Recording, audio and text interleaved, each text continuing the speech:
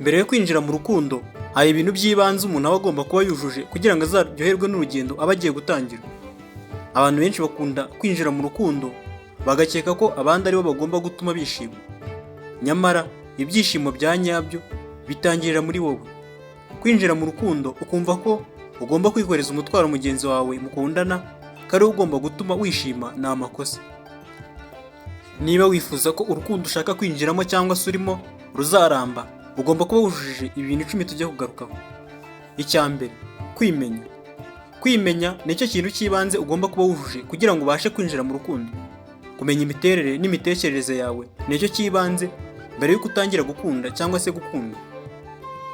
Ntibyakorohera kumenya abandi nawe utiyizi ubwawe. Icya kabiri, kugira inshuti zawe za hafi kandi wizeye.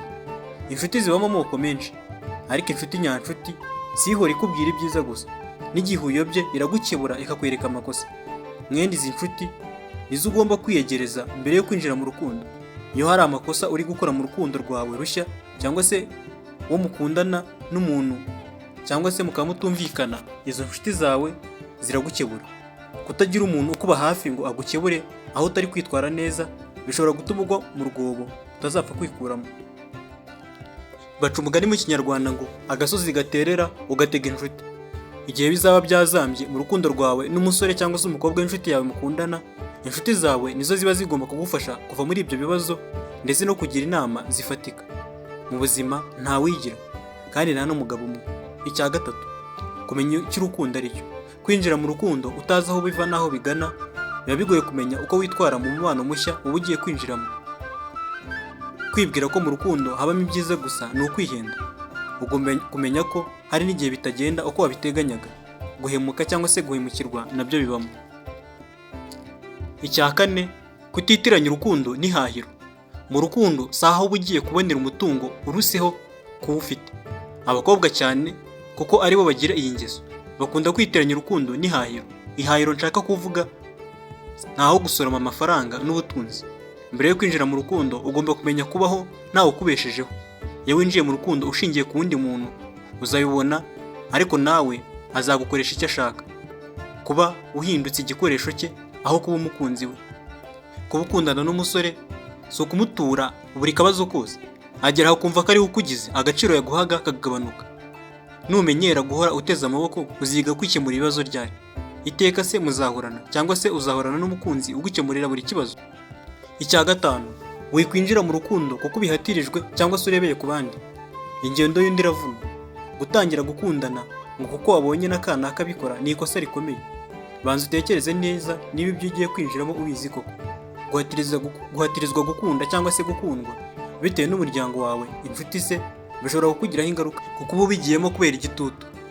Iyo uhuye n'ikibazo mu rukundo urakomereka kurusha uko ari wowe ubwawe waba ubyinjijemo. Icya gatandatu, kwemera ko mwatandukanye.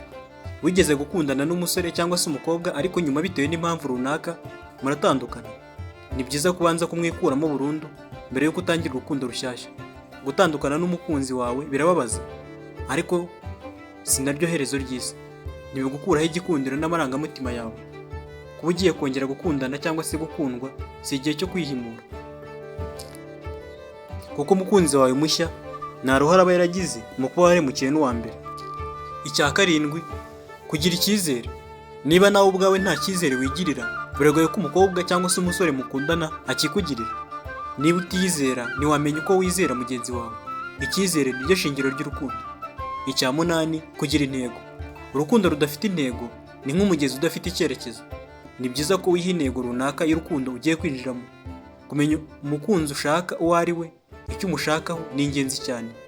Byaba bibabaje gukundana n'umusore cyangwa se umukobwa imyaka igahita indi igataha, nyamara nta cyerekezo runaka urukundo rwanyu ruganamo.